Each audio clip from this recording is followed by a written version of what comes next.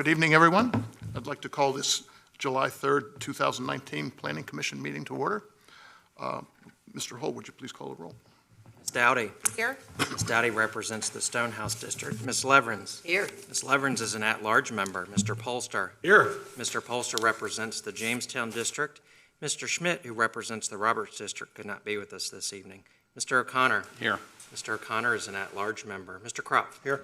Mr. Kropp represents the Powhatan District and is this year's vice chair. Mr. Haldeman. Here. Mr. Haldeman represents the Berkeley District and is this year's chair. I'm Paul Holt, Director of Community Development and Planning for the county. And sitting to my left is Mr. Max Slavin, our Deputy County Attorney. Mr. Chairman, we have a quorum. Thank you.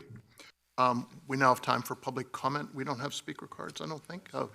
If anybody would like to address the commission on a matter not subject to a public hearing tonight, you're welcome to do so. Seeing none, I'd like to move on to reports of the commission. The DRC did not meet, is that correct? That's correct. And Ms. Leverance, Policy Committee? Policy Committee met at 4 o'clock in the afternoon on June 13th, 2019. Committee members present were Jack Haldeman, Rich Kopf, Julia Leverins. Staff members present were Ellen Cook, Tori Haynes, Thomas Weissong, John Reisinger, and interns Renee Leiden and Connor Kennedy. Ms. Haynes presented for Stage 2 committee review proposed ordinance amendments to address protections for the public water supply and areas of public health and water quality sensitivity. Staff had addressed the committee's recommendations from the previous meeting, including coordinating with stormwater and resource protection to define environmental features consistent with the county's Chesapeake Bay Preservation Ordinance.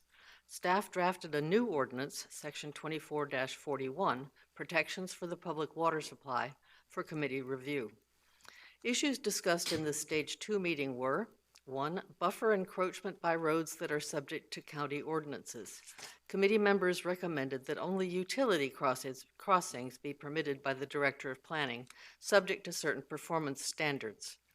2. Overlap between reservoir protection buffers and Chesapeake Bay protection area buffers, and instances where they differ. The committee agreed that where they overlap, the county ordinance should match the Chesapeake Bay Protection Ordinance to avoid confusion. 3. Applicability to types of development, for example, agricultural, commercial, industrial, and/or residential. The committee endorsed the draft ordinance's unrestricted scope versus limiting it only to commercial, industrial development. The committee also asked staff to look into the impact of adding stockyards and feedlots to the list of prohibited land uses within any reservoir watershed. The meeting was adjourned at 4:35. Thank you very much. Any questions of Ms. Leverance? Thank you. We'll move on to the consent agenda, of which there is none. Right. Next up is public hearings or public hearing. This is SUP-19-0011 5026 River Drive Tourist Home. Mr. Ribeiro, welcome. Thank you so much, Mr. Chairman and members of the Planning Commission. Mrs. Ann McCann has applied for a special use permit to allow for the operation of a tourist home at 5026 River Drive. The tourist home SUP will allow for short-term rental of a 3-bedroom home with no changes to the size of or footprint of the home. The property is located in an established neighborhood, Cypress Point, zoned A1, General Agricultural, located outside of the primary service area and designated rural lands by the 2035 Comprehensive Plan. Access to the property is on a paved portion of River Road at the intersection of River Road and Laurel Lane. There is a paved driveway in front of the house with enough space to accommodate the minimum parking requirement of 3 vehicles. The existing dwelling is an approximately 900 square feet mobile home built out with an attached screen porch and decking. The property borders Diascan Creek to the north, and adjacent properties to the south, east, and west are all single-family lots. The adjacent property to the east is currently vacant, and there is some vegetation separating the property from the adjacent property to the west. Staff is recommending conditions which are intended to mitigate the impacts of the use and preserve the residential character of the home. Such conditions include limitations on the number of rooms rented and on the number of total occupants at any given time. Staff finds the proposal to be compatible with the 2035 Comprehensive Plan, the zoning ordinance, and surrounding development, and recommends that the Planning Commission recommends approval of this SUP application for a tourist home to the Board of Supervisors, subject to the conditions included in tonight's packet. At this time, we'll be happy to answer any questions you may have. The applicant is also in attendance. Thank you very much. Thank you very much indeed. Any questions of Mr. Rivera from the? Thank you, sir. Good evening, Mr. Ribeiro. Just a couple questions. Did you receive any comments or concerns from neighbors, any neighbors for this adjoining parcel? No, sir. Or the we have neighborhood? not. So no comments whatsoever? No comments, sir. Okay, and then just to clarify, this is going forward as a tourist home versus, as opposed to rental of rooms. Now, just to clarify, rental of rooms would require the homeowner to reside in the dwelling. Is that correct? Whereas this particular application does not require the homeowner to reside in the dwelling? That is correct. And this may be a question for the applicant, but you may know, does the homeowner live nearby or have an agent that lives nearby that could respond to any issues that might arise? I will defer that to the applicant. I do believe that the Ms. McCann live in York County, but I'm not 100% sure. Okay, thank you. Other questions? I just have one. Mr. Rivera, it's kind of a follow-on, but separate to what I was asking you earlier today. Do we have a requirement either through the building code or the county code that manufactured homes, if they are used for transient purposes, have a HUD certification? I do not know the answer to the question. I do know that the applicant will be required to apply for updated certificate of occupancy. And at that time, I understand that folks from Building Safety and Permits and the Fire Department will be inspecting the trailer. And we don't know whether or not it's currently used as a guest home, is that right? I believe, I had a little conversation with the applicant to believe that she currently rents the property. Okay. Thank you. Other questions? Any disclosures by commissioners? That'll open the public hearing. Would the applicant like to make any comments?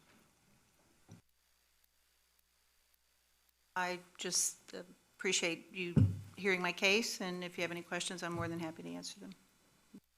Rivera's been very helpful. And I will go back to my earlier discussion with Mr. Ribeiro as far as, do you live nearby, or is there an agent that lives within a reasonable proximity? Yes, I live in Yorktown, about 30 minutes away, now that they improved the interstate. And my neighbor, she works with me to accommodate any needs, so yes. I drove by there today. It's a beautiful parcel. You have a great view out over the Diaskin there. It's very Thank you. lovely. It's nice to share it, it really is. Just one. I know this got an SUP, I think it was 1983 or 1986. Do you know the year of manufacture of the home? I'm pretty sure it's 1985. Okay, so does it have the HUD certificate attached to it? I've never heard of anything like that, but I, would have to find out. Okay, thank you. Purchased new by the people we bought it from. Everett? Conventional wisdom is that manufactured homes, at least trailers, standalone trailers, have a life expectancy of about 10 years. So tell me what you've been doing to make that lifespan. And you're right. When we purchased the property, the owner had already put a roof over it, constructed a roof, and a decking in the porch on the back. It's got a nice big screened-in porch. And we have since put siding on it, and we've kept it up. We've even pretty much the inside everything's been replaced. The flooring, we lived there for about 3 years. Okay, so you've replaced the flooring. The whatever the was in there. subflooring, okay. Yeah, it's 1985, so we did. We've even replaced, like, some of the, you know how mobile homes are, they're sort of paneling, so we put up sheetrock. At one time, we even put in a little gas fireplace and had it inspected by the county official. So it's really well-maintained, very comfortable. Thank you. Thank you very much. We have no speaker cards, and I'm going to take a wild guess and say we have no speakers. So with that, we'll close the public hearing. Discussion?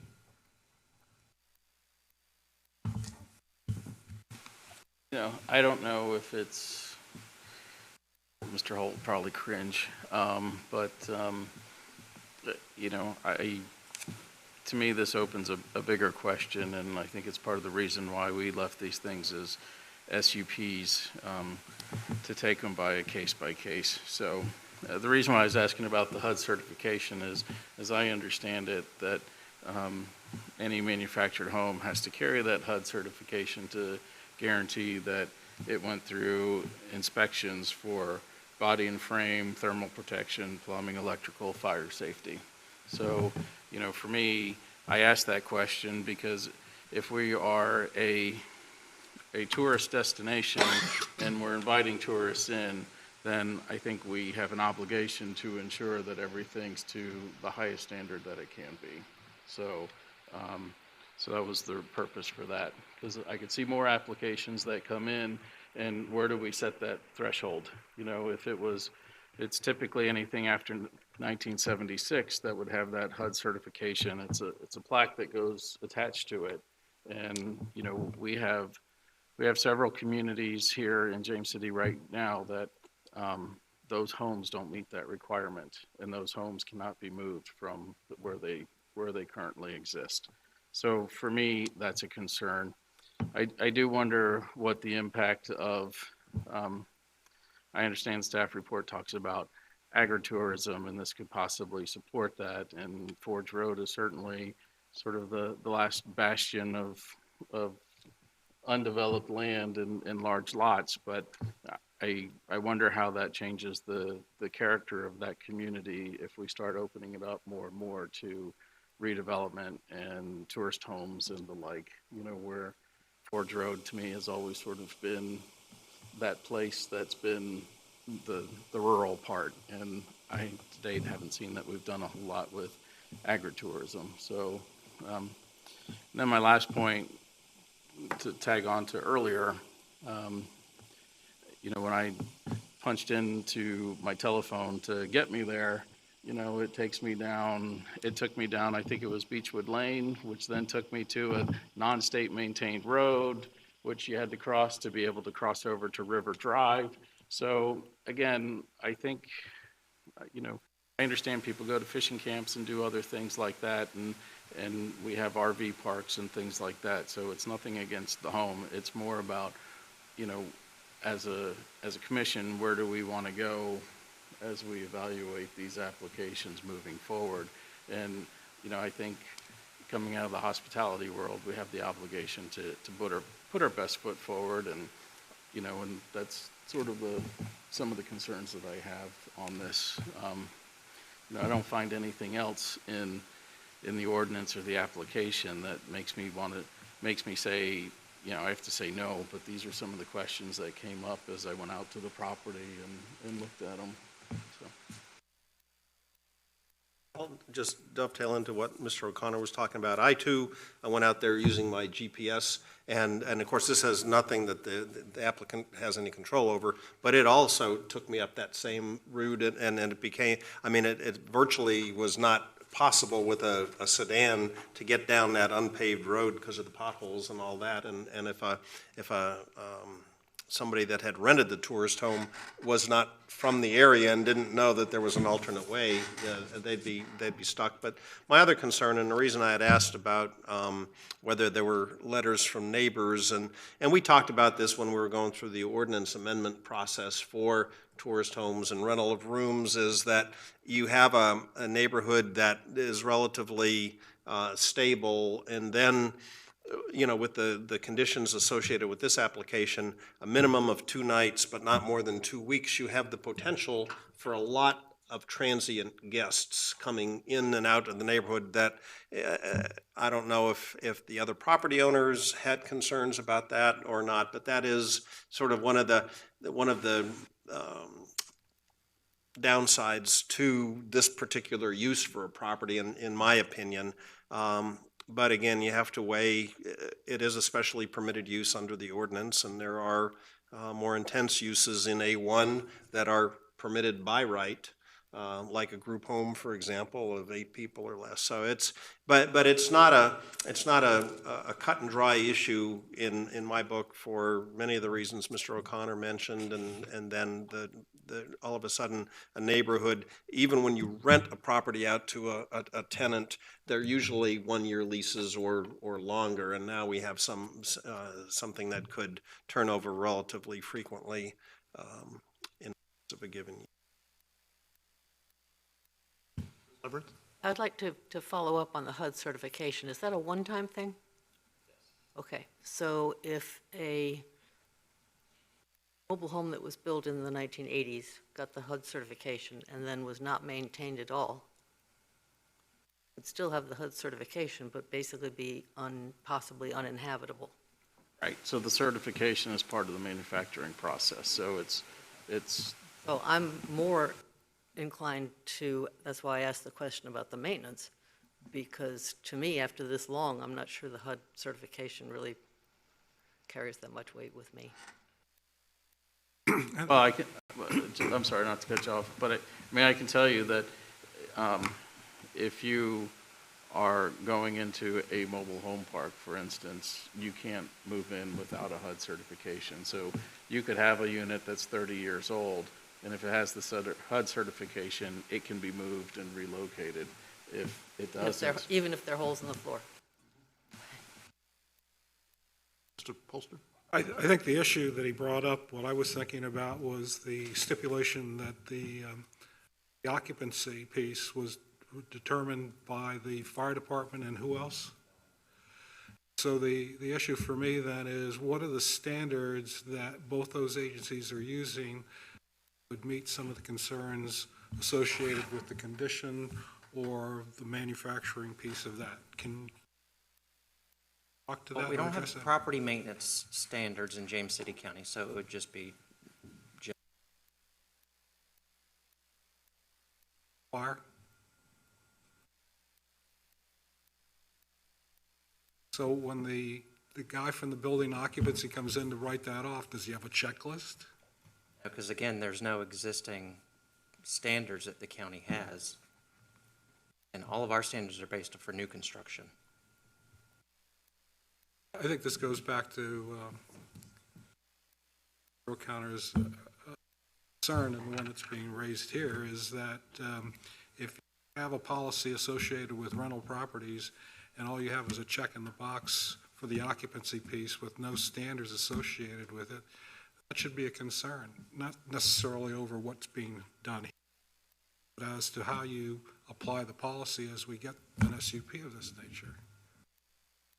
We can certainly reach out to the building official and the fire marshal and see if they have some standards that they go by and look. But the idea that as a manufactured house, there's really no distinction between this and a frame-built house or a stick-built house. They're all the same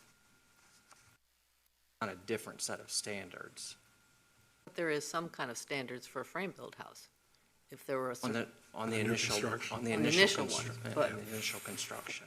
but But there are not But there- ongoing property maintenance requirements. But when they go in to do a certificate of occupancy 20 years later, what do they look for? Do you know? I can find out some more information. I don't have that with me here tonight. And to just, if I can follow on to this, for example, we've approved other either rental rooms or tourist homes over on, there were a flurry of them over on Ironbound Road by the Unitarian Church, for example. And so those applications went through the same inspection process that this property is going to go through. Is that correct? There's no difference, and so that it'll be the same, just a visual assessment, to the best of your knowledge, to make sure that it looks structurally sound, there's no obvious leaks, there's the Parking foundation. smoke looks sound. detectors, yeah. And there's, fire and smoke detectors, okay. But again, I don't think there's going to be a requirement that those structures meet standards that are in place here in 2019.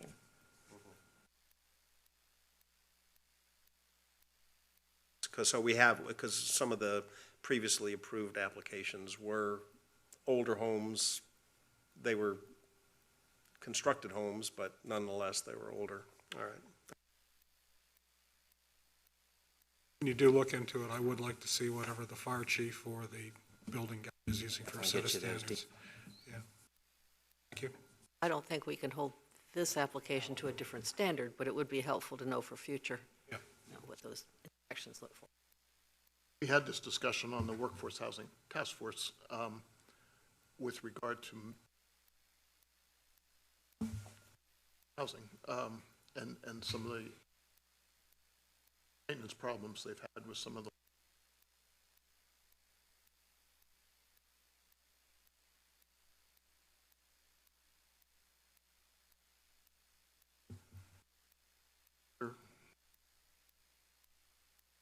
motion, please.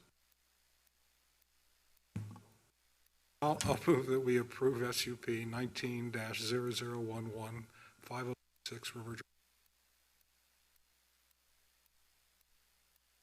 Ms. Dowdy, Yes. Ms. Leverance, Aye. Mr. Polster, Aye. Mr. O'Connor, No. Mr. Krupp, and Mr. Haldeman. Aye. Thank you, motion carries. That's it for public hearings. Thank you, Mr. Ribeiro. Thank you. Planning Commission considerations, I see none. Planning Director's report. Thank you very much, Mr. Chairman, members of the commission. Other than what's been provided in the agenda packets, I don't have anything new or additional to add this evening, but if you have questions, I do my best to help answer them. I'd like to say congratulations on the outreach efforts. Thanks for the memo that was forwarded to the board for their work session. I thought that was really helpful. Is there any update to that, or is that? Not above and beyond, the memo for the open space and the PDR program that was in front of the Board of Supervisors at their work session. Other than what came out of that meeting and was discussed by the board, thought we got some real good direction about what they wanted to see. Staff will be working on those next steps and don't have any since then. Definitely eager to restart that program. That come through, I guess my question, is that going to be part of comp plan review, or is it on a separate track, or is that? No, because I don't believe there's any need in putting all this back in for any ordinance amendments or any new policies. All of that structure is still in place. It's really just a funding question that the board would consider as part of the cycle. Not a CIP item, so again, I wouldn't expect it to come through the Planning Commission ranking process, but it's just whatever funding the board wants to put towards. And I think staff received some direction to look at what might be needed in terms of personnel as well, staffing. I thought the piece that caught me that I momentarily discussed with you is Mr. Rosario's suggestion that the DCR database be used as part of the process of determining the suitability of a piece of property in whatever program that was in. And that really is a land use issue, as I see it. And as I look at that DCR database, it seems to me that it not only applies to somebody making a judgment about whether or not something in the PDR program or in the AFD or even in the green space has value to the county by being able to say, well, here is the outstanding pieces of this community in terms of the rural piece that have been identified, and therefore maybe you ought to have consideration for something like that, if part of the policy is trying to improve or protect the rural area and county's character. So the one thing that has bothered me about these programs is, what is it you're trying to protect? And one of the things that this database, this GIS database identifies is not only the historical, but the environmental, as well as the agricultural, as well as where land is being developed and what land you ought to be looking to protect for environmental reasons, which is the point of the governor's program. And so if that portion is not going to come before the Planning Commission, it certainly ought to be a tool that the Planning Commission uses as it listens to an SUP or some other land use decision. And so for me, as you go through that planning process with the scenario planning and some of the other programs you're going to be talking with the contractors about, I can't help but think that those set of tools are absolutely important for this body to at least make themselves familiar about, to see what we are trying to protect. Those components as part of that comp plan update and those other strategic plan implementation items will be heavily discussed and reviewed as we go through this process. So if it's separated from the board's piece, I'd like to at least have an idea of being able to see those tools. I mean, all they are is GIS databases that are available that came out of different studies, at least available for us to look during that comp plan period. I mean, I'm still puzzled with the fact that we have a rural land policy with 12 pieces in it that's identified, but only one's enforceable by an ordinance. And so once again, what is it you're trying to protect? And I think it needs a little bit of science to it, especially if we've paid a lot of money to make the analysis of all these factors, specifically in James City County, not some global piece, but specific pieces of parcel of land within the county. And so the last portion of it, as you well know, is my concern about flooding and the wetlands piece and the sea level. Once again, that database is one of the clear things. So, you know, I've said this before, why are we putting something in an AFD that's in a wetlands that's going to be flooded and giving somebody a tax break? So I think some of those tools that Tammy was suggesting to the board are things that we could use here on the Planning Commission. Other questions of the director? Planning Commission discussion. Mr. Polster, you're on for Board of Supervisors coverage on the 9th. That's next Tuesday. Anything else? Any other considerations? No? Thank you.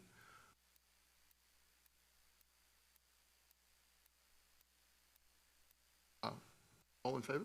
Aye. Thank you very much. Meeting adjourned.